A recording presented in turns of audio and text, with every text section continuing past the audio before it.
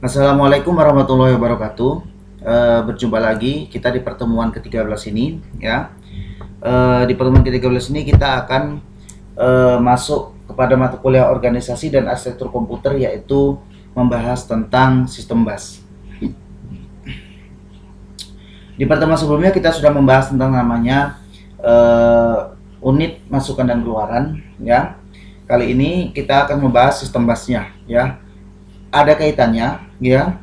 Yang pertama kita memahami struktur antar hubungan dalam sistem bus itu sendiri ya. Memahami bus antar hubungan. Nah, di sini sistem bus ini ialah penjelasan dari yang namanya input output yang sudah kita pelajari di video sebelumnya atau di mata kuliah sebelumnya. Nah, penjelasan sedikit ya tentang pengertian ya. Dikutip dari Wikipedia, bus system ya, bus system dalam bahasa Inggris ialah sistem bus.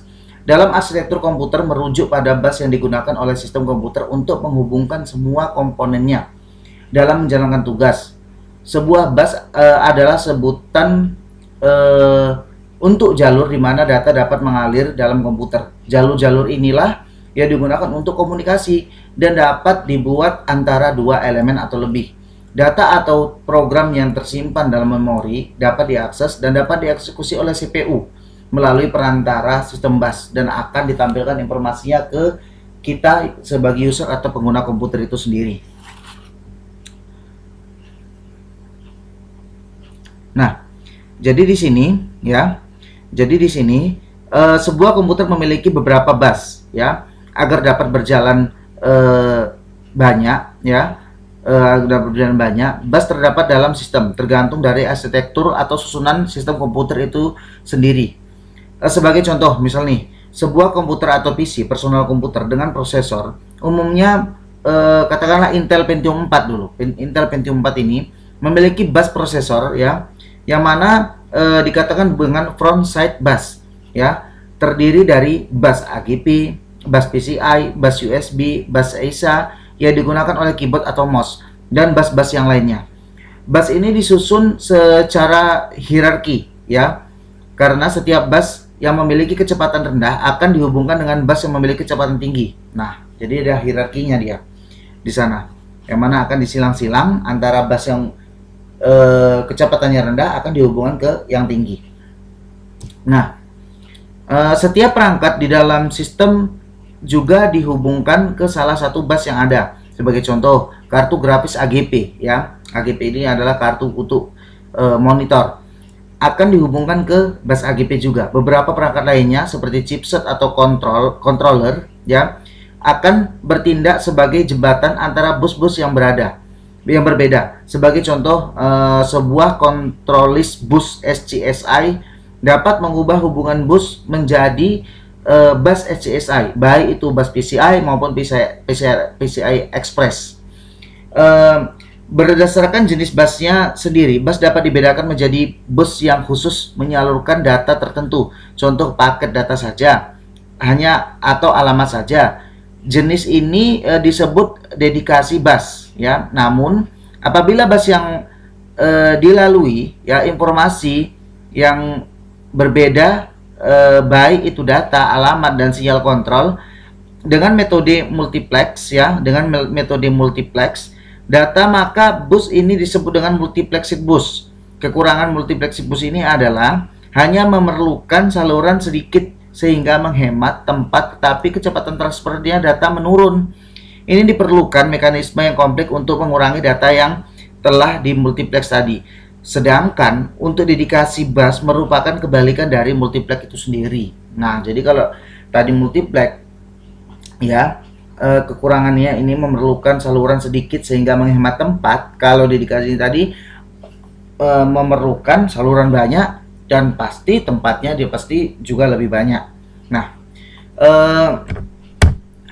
untuk bus utama ya, pada komputer modern pada saat sekarang ini ya, pada umumnya ya, ini bus yang paling utama ialah yang pertama ialah bus prosesor.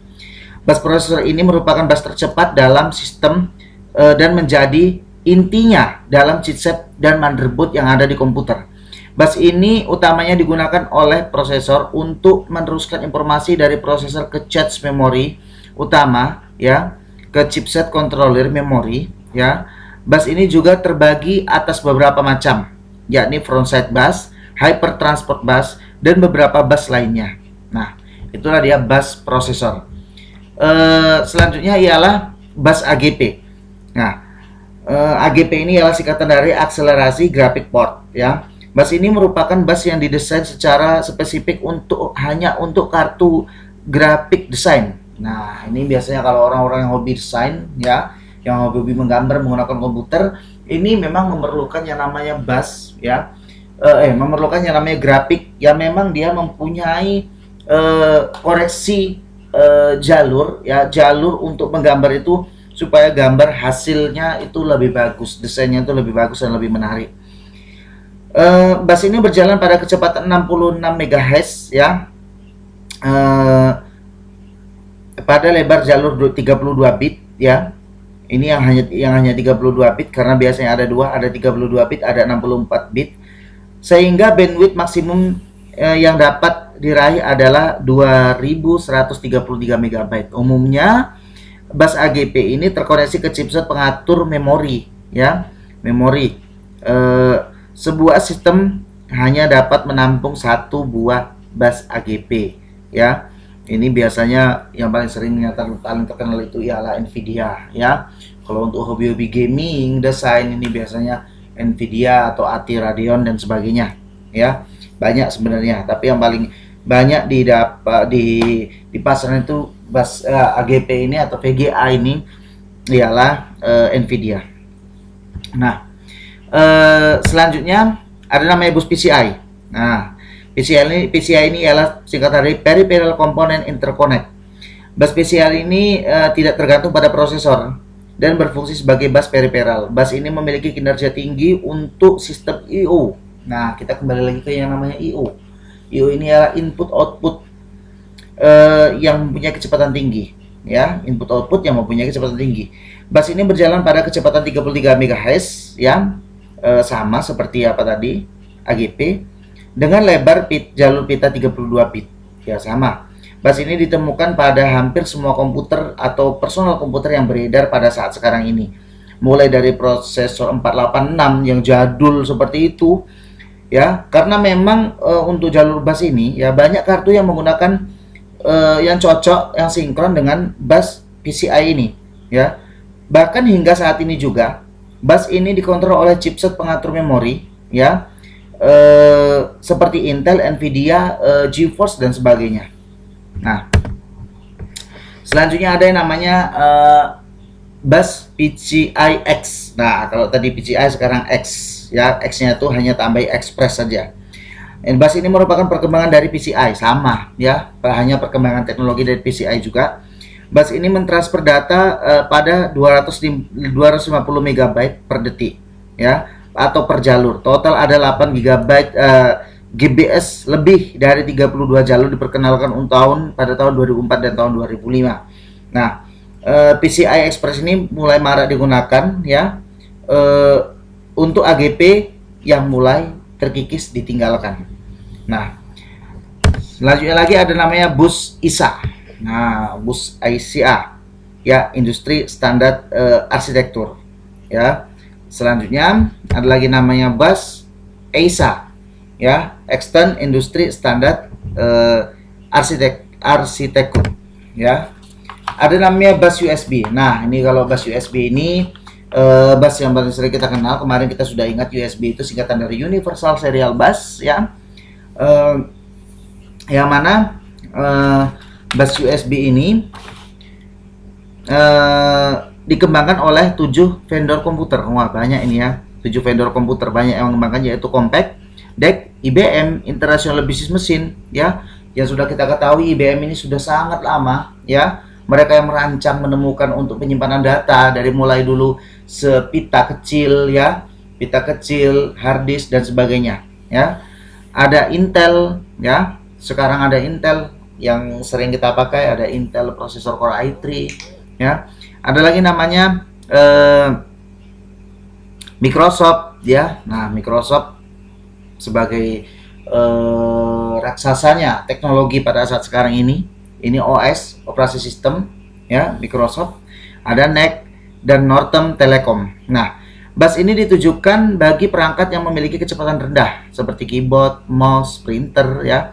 Karena tidak akan efisien jika perangkat yang berkecepatan rendah dipasang pada bus berkecepatan tinggi seperti PCI tadi. Nah, kenapa? Karena dia memang dikhususkan untuk yang ya, untuk mentransfer data ya, untuk mungkin keyboard dan mouse ya, yang hanya mungkin sedikit saja diberikan jalur, maka yang namanya keyboard dan mouse ini mudah bergerak ya, mudah untuk digunakan. Nah, keuntungan yang didapat dari bus USB ini antara lain ya. Yang pertama, tidak harus memasang jumper. Nah, tidak harus membuka casing untuk memasang peralatan karena dia memang portable, bisa cucuk cabut ya. Input output hanya satu jenis kabel yang digunakan ya, itu tadi satu jenis kabel yang digunakan. Pada saat sekarang ini kita kenal yang namanya kabel untuk charger handphone, misalkan handphone Android kita ya, ponsel pintar kita bisa kita cas melalui kabel dengan satu kabel di situ untuk ngecas ya, di situ juga untuk mentransfer yang namanya data. Cukup hanya satu kabel yang digunakan. Dapat mensuplai daya peralatan input output, tidak diperlukan ribot. Nah, ini tadi yang mensuplai yang namanya daya ya, daya itu tadi mencharger yang saya katakan tadi ya, tidak memerlukan ribot. Artinya begitu kita colokkan, kalau dulu ya, dulu misalkan apa namanya, port ya, sebelum ada yang namanya USB ada namanya port I/O ya. Itu kalau kita ingin memasukkan misalkan memasang mouse ya, atau memasang keyboard, itu harus memerlukan restarting terlebih dahulu. Katakanlah dia dibawa sebelum USB itu ada namanya PS2, jack PS2 namanya. Nah, begitu kita pasang itu tidak langsung bisa dipakai, harus kita reboot dulu komputer, baru dia bisa digunakan. Berbeda dengan yang namanya USB ini. USB ini tanpa kita meribut komputer, otomatis barang yang kita pakai, yang kita koneksikan di komputer akan langsung bisa terpakai. Nah, yang terakhir ini adalah namanya bus 1394. Nah, bus ini mempunyai nama firewire, memiliki kecepatan tinggi di atas SCSI dan PCI. Bus ini sangat cepat, murah, dan mudah untuk diimplementasikan. Bus ini tidak hanya populer di perangkat komputer, tetapi juga untuk perangkat elektronik ya, seperti kamera ya, kamera digital ya, yang bisa dikoneksikan di internet, seperti VCR mungkin ya, VCR apa namanya, CCTV ya, dan juga mungkin televisi, karena sekarang televisi sudah banyak tidak lagi menggunakan parabola ataupun antena UHF ya. Sekarang televisi sudah merambah ke yang namanya menggunakan kabel kabel internet ya, atau kabel telekom. Nah, selanjutnya ialah struktur interkoneksi ya. Struktur interkoneksi ya, di pembahasan ini struktur interkoneksi ini ialah yang mana komputer tersusun atas komponen-komponen atau modul-modul central processing unit ya, memori dan input output yang saling berkomunikasi ya. Kumpulan lintasan atau saluran berbagai modul disebut struktur interkoneksi. Rancangan struktur interkoneksi sangat bergantung pada jenis dan karakteristik pertukaran datanya. Nah, disinilah ya pertukaran datanya. Nah, yang pertama ada 3 fungsi utama bus di dalam komputer itu ya. Yang pertama itu ialah memori ya, yang mana memori pada umumnya terdiri dari N ya, word memori dengan panjang yang sama. Masing-masing word diberi alamat numerik yang unik, yaitu 0, 1, 2, nano ya, min 1 ya, nano min 1. Word atau kata-kata dapat dibaca maupun ditulis pada memori pada bagian kontrol read dan write ya, membaca dan menulis. Berarti ini bisa membaca dan merekam. Lokasi bagi operasi dispesifikasikan oleh sebuah alamat. Nah, selain memori ada namanya modul I/O, input output. Nah, modul I/O ini adalah pertukaran data dari dan ke dalam komputer. Nah, contoh misalkan kita menukar data dari handphone kita dari ke komputer ataupun memasukkan data dari komputer ke handphone, ataupun sebaliknya, data dari handphone kita ambil, kita masukkan ke komputer.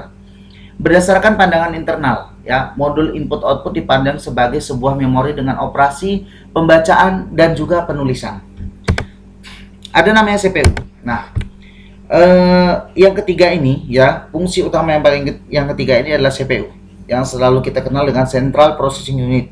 Ya, ini berfungsi sebagai pusat pengolahan dan eksekusi data berdasarkan rutin-rutin program yang diberikan padanya. Nah, ini CPU, tempat memproses semua data yang kita ambil.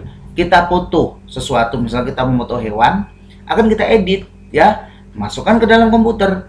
Setelah kita masukkan dalam komputer, kita proses menggunakan software-software tertentu, ya. Program apa yang bisa digunakan? Misalkan Adobe Photoshop, CorelDRAW dan sebagainya.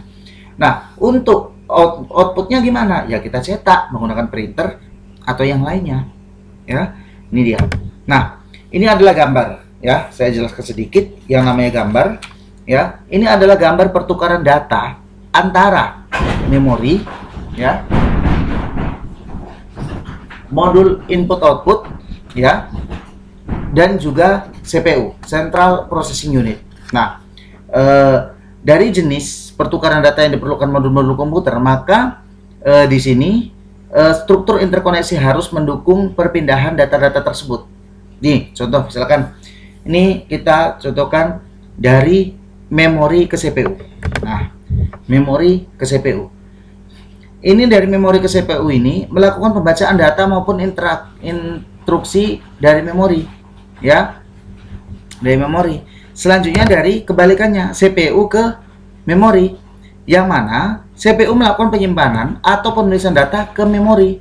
Nah, ada namanya input output ke CPU. Input output ke CPU ini membaca data dari peripheral melalui modul input dan output. Kebalikannya lagi, ada dari CPU ke input output, ya.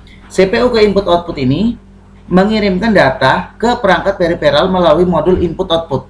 Nah, selanjutnya keduanya, ya, dari input output ke memori atau dari memori sebaliknya. Ini digunakan sistem DMA, ya, DMA. Nah, sampai memang saat ini, ya, terjadi perkembangan struktur interkoneksi. Namun, yang banyak digunakan saat ini adalah sistem bus.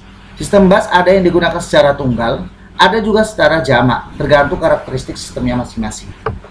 Nah, selanjutnya interkoneksi bus, ya, interkoneksi bus. Interkoneksi bus ini merupakan lintasan komunikasi yang menghubungkan dua atau lebih komponen, ya, komponen komputer. Sifat penting dan merupakan syarat utama adalah bus adalah media transmisi yang dapat digunakan bersama oleh sejumlah perangkat yang terhubung padanya. Nah, yang terhubung padanya.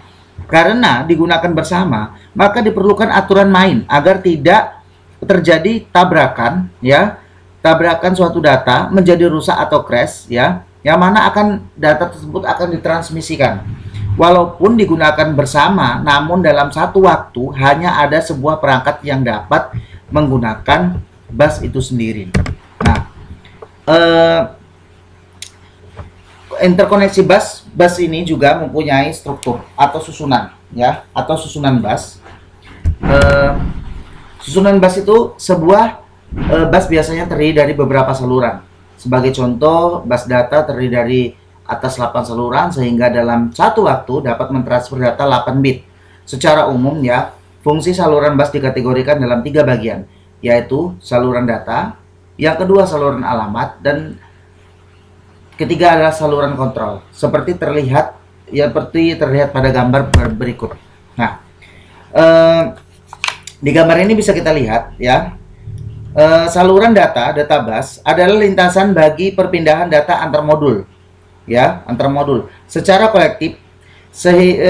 Lintasan ini disebut dengan bus data. Umumnya jumlah saluran terkait dengan panjang word, kata-kata misalkan 8, 16, 32 bit, ya, saluran dengan tujuan agar mentransfer word dalam sekali waktu. Jumlah saluran dalam bus ini juga, ya, bus data ini dikatakan lebar bus dengan satuan bit. Misal lebar bus 16 bit, saluran alamat itu disebut address bus digunakan untuk menspesifikasikan sumber dan tujuan data pada bus data. Saluran ini digunakan untuk mengirim alamat ya, alamat kata-kata ya pada memori yang akan diakses CPU. Nah,